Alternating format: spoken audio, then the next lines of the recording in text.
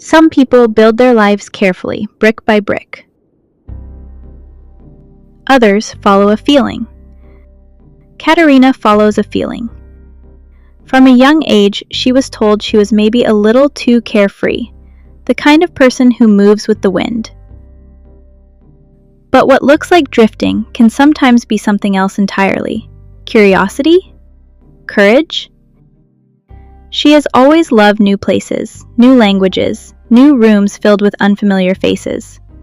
Movement doesn't scare her. In many ways, it defines her. This is a story about exploration. This is Katerina.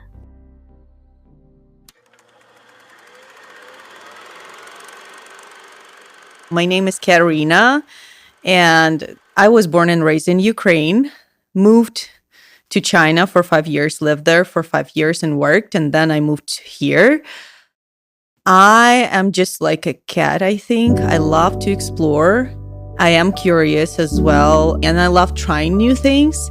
I love new experiences, so that just took me off to places, and I love meeting new people. I'm a people person, so communicating with them, taking on different cultures, that excites me a lot. I love different cultures. I admire versatility, so that's what I love.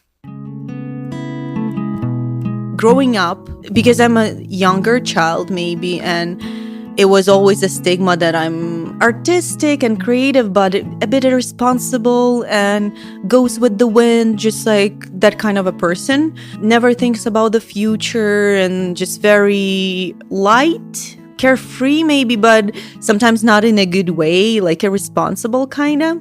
Because my older sister, she's very up to the point. She's very responsible. Everything is in Excel spreadsheet. You know, I'm vice versa. Like we're total opposites. Like totally, you would never tell that we're sisters. Everyone would be like, no, from the same dad, from the same mom. It just so it happens.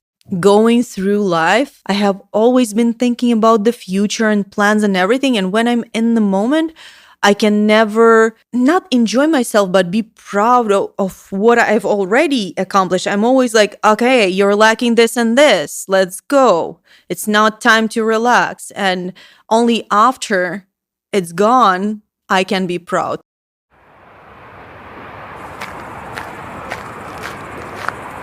There were some milestones where I was like, wow, you not only survived this, but you also accomplished something. Like, first time when I realized that I'm not a carefree butterfly, irresponsible and not thinking, and the person who cannot provide for herself, for example, and always needs a supervisor, was when I went to US for the first time when I was 18. I just finished my first year of university and I went there, and we had a job offer. But when we came to the job, they said that it's slow this year, so we don't need you guys. First of all, like my parents just gave me $500 and I gave $300 for rent. So I had just $200 and no job. And as it turned out, I thought I had good English, but I could understand nothing. And I just couldn't speak because I had the language barrier. And it took me almost a month to find the first job there. It was just student part-time job, right? But it was really difficult for me. And I would go out in the morning and go and give my application forms to every little cafe, restaurant, hotel, everything. And I would do that for like 3.5 weeks daily. And I couldn't find anything. And then I finally found something. I worked in housekeeping for a month. And I had to travel to work by bike for like 30 minutes one way, 30 minutes other way. And like scorching heat, and it was a lot of pressure for me. At 18 years old, I was crying all the time to work, back to work. I was cleaning rooms and looking at the people at the beach. You know, I haven't been to the beach for the whole summer until last 3 days before leaving because I was working 2 jobs. But that shaped me as like, you can handle it. You can go through difficult stuff and get your shit together and do it. Yeah, 2 medicines are ready. I saw my parents struggle so much, and I have just regular parents. They're not middle class. My mom is a pharmacist, my dad is the driver. So very simple parents. They gave me everything they could, but they couldn't give me what I needed and what I wanted. And I'm a person, well, I'm a female. I want it all, you know? And I have a mentality, as I said, if you want to do something, do it good. If you want to do something and get something, just do it. Go for it. You know, it will be complicated. You can struggle, but if you don't work for it, no one is going to give it to you. And I don't want anyone to give anything to me because I won't feel this sense of accomplishment and I won't be able to pat me in the back, you know, like, oh, good job, Katie. I want to do it and I want to feel that I'm a capable person, that I'm strong, that I'm smart or whatever, creative, depending on what I'm doing. And I came here for myself. It's that when my daughter came here, I'm so grateful every day. I'm so grateful that she wasn't born in Ukraine, but I have many colleagues from ex-work. I have ex-group mates or ex-classmates. They do give birth right now in Ukraine while the bombs are, you know, just falling on their heads. I admire them, but I have goosebumps. I would not even have courage to do that. That's a lot of responsibility. Since I was little, I don't know whether it was because of my, let's call it dancing career, that we traveled a lot. I was on the road all the time. We had competitions and traveling and some deadlines. And I was fascinated by that and it ignited me. I love that. And I always had a feeling that I don't belong in Ukraine. I always had a feeling that it's not the place where I want to grow up, get married, have kids, die, like grow old. I just didn't see myself in the same street city location. I wanted to travel, I wanted to explore, I wanted to see other places and cultures and try it all. When I graduated university, I met my husband. At the time, I was aiming for Canada. I wanted to go to Canada after my university degree for some other studying, but I met my husband, we fell in love, and I didn't go to Canada because of that. But I still knew deep inside that I don't want to stay in the same place. Like for me, it equals dying. Like I can't. I need the movement. I need to explore. I need to see something new, do something new, try something new. We go to the gym. Like we met at the gym. I'm a gym rat through and through, and I love it. Once I was at the gym and one of the friends of ours, he came to me and he was like, "Hey, Katie, you know English so well. Why don't you go to China?" I'm like, "What?" I have never heard about the job opportunities in China. At the time in Ukraine, I had 2 jobs. I was working as an English as a second language teacher. There were some opportunities in China like that. And my husband, he's a musician. So we found jobs and we went to China and we signed the contract for a year. We told our parents that we'll be back in a year. It's all fine. It's all good. Because we had no idea where we were going. Just because we are young, we don't have kids, no responsibilities, no money. So why not? Why not try it, you know? Like we had nothing to lose. Well, we did, I guess, but we just went for it, you know? We went there and we fell in love with Asia, China, everything. It is fascinating experience and it's a big part of our lives. But yeah, when full-scale war started, China is not on Ukrainian side at all. We just couldn't hear these things even from our friends. Like they would say, "Don't worry, you guys, Russia will save you. You don't have to worry," because they have a different perspective and different internet and everything, a different news perspective on world. It's just black and white, and well, it's black and white everywhere, right? So kind of we just couldn't take it, and especially because it just started, it was very fresh for us talking about, like, we could not think about anything else.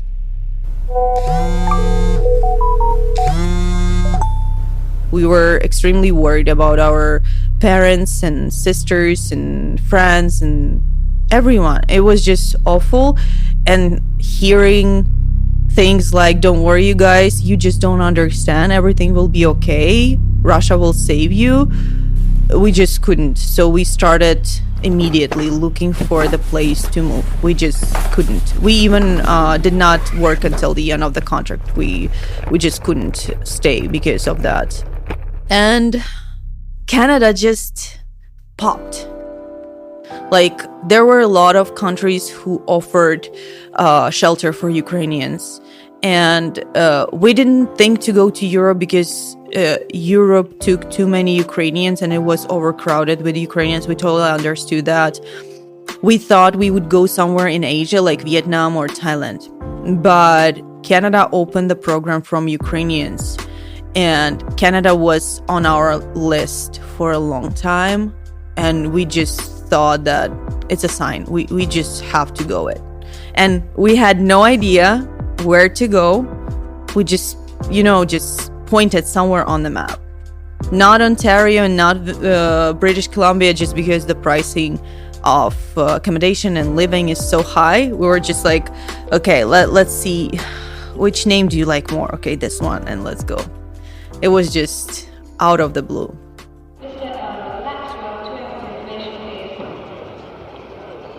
When we came here, it was the time when many Ukrainians were misplaced. We were coming straight from China because we went there 2018 and never got back home. First, because of the COVID, and second, China was closed. We had a contract there, and if we would leave, we would not be able to come back. So we stayed there, worked there, and we thought, okay, COVID stops, or maybe the borders will open for China, so we will go back home to just, I don't know, visit our parents and come back, because we love it there in Asia, and I'm a big fan of Asian culture and everything. When we came here, many people from Ukraine were here as well, were coming, and we were just newcomers, just like others, but we were totally different because we haven't been to Ukraine for 5 years, for a long time. So people were not happy with Regina, not satisfied. They were looking like, oh, this is bad, this is that, this is not like Europe, this is not like Ukraine, etc., etc. For me, I felt the energy of the city, especially the energy of people. They are so welcoming. They are so trying to help you, especially as a newcomer. And I did have some not very pleasant interactions, but it was just few, So I loved it. I would say it's a second immigration because first we went to China. We thought we would go there for a year and we stayed there for 5. If the war wouldn't happen, we were planning to live there for 10 years, have a kid there, and then move somewhere else. But what happened. By the time when we were living in China, we were living in a very comfortable situation. First, you work for your reputation, then your reputation works for you in every workplace, etc., etc. We had very good job. We were very comfortable. I was learning Chinese, so because I'm curious and because I love to immerse myself in the culture, to feel it, not just to be an outsider and look at it from the side. So I love China, and at the time it was a carefree, comfortable life. And moving to Canada was feeling like jumping off the cliff. You don't even know where you're going. Like, English was my valuable thing that I could bring to China because I was teaching people English. Going to the country that speaks English, it's like, and what are you going to do there? Do the housekeeping or something like this? So, and nothing to be ashamed of if you're doing housekeeping. I admire people who go through difficult paths and they grow and they work hard. I do work hard as well.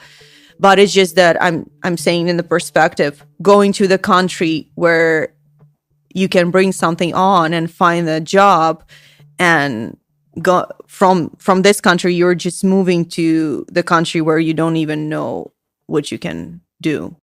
It was a leap of faith. You also have to understand, we were in China for a long, long time, especially during COVID. It was very restricted.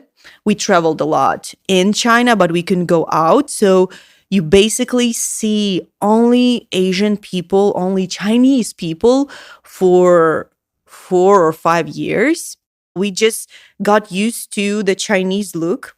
And I remember the time when we landed in Amsterdam, we were like looking at people and just staring at them. So versatile, so many features. Everyone's so different. Now that Chinese are not the same. Like, you can tell person from person. It's just a stupid stereotype.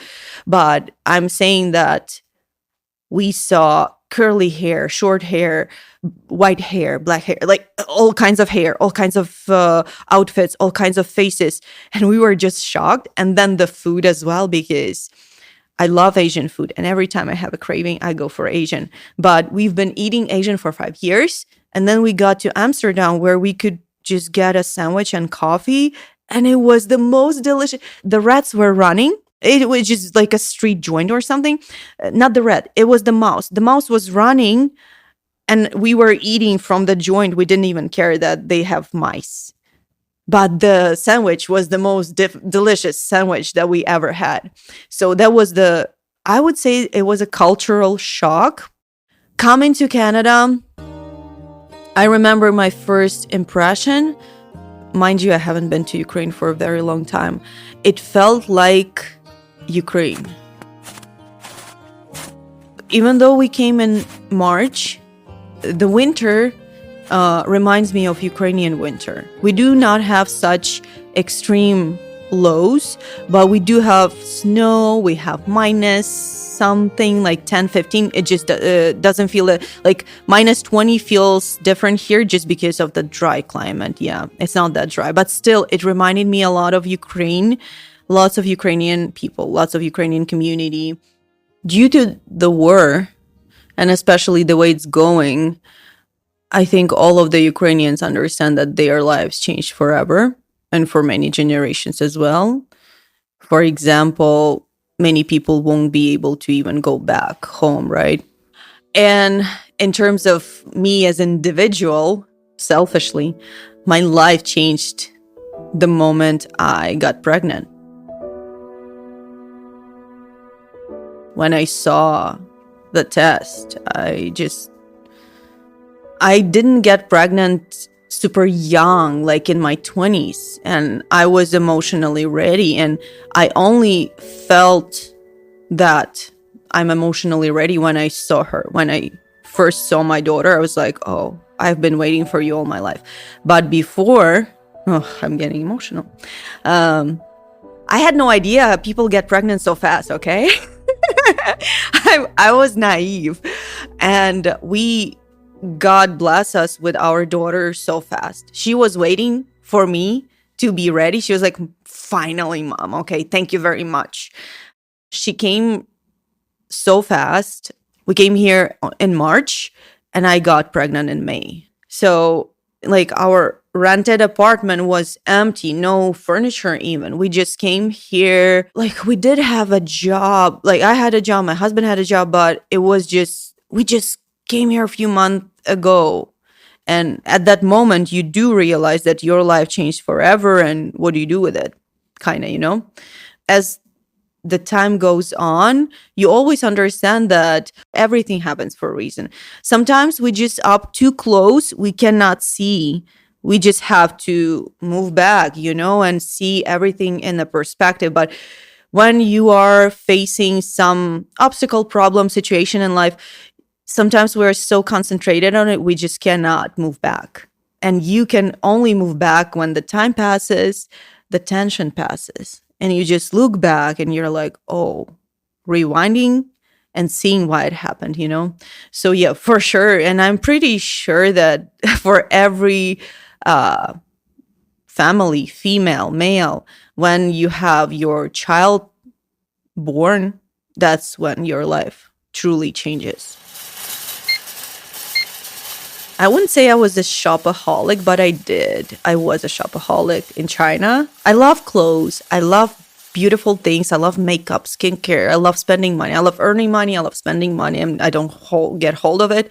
Probably I should, but that's another story. First of all, shopping is not that exciting here and very expensive. So the proportion of your income to the expenses is different. So that was the main adjustment, the adulting part, that you have to do and earn and save, not just for fun, adjustments because you need to take more responsible and adult-like steps, Like in China, I would be thinking where to go on a holiday, where to travel. Traveling is quite common there, and it's not very affordable, but it was affordable in the proportion of our income and expenses and etc.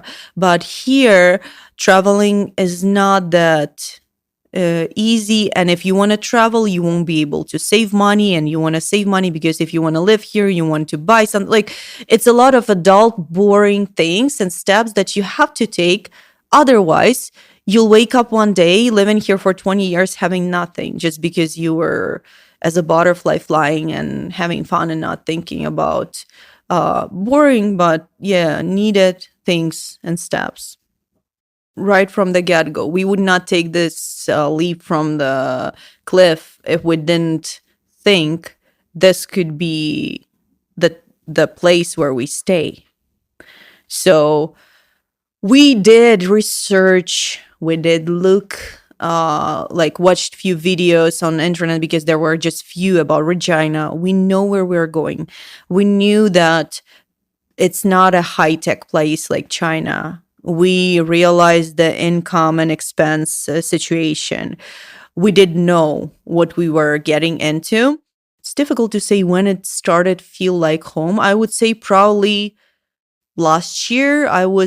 Especially when I started getting a bit, I don't want to say successful, but more visible with my blog. When I started making connections, meeting new people, and people would sometimes even recognize me somewhere, I felt like I belong, and I felt as if I'm at home.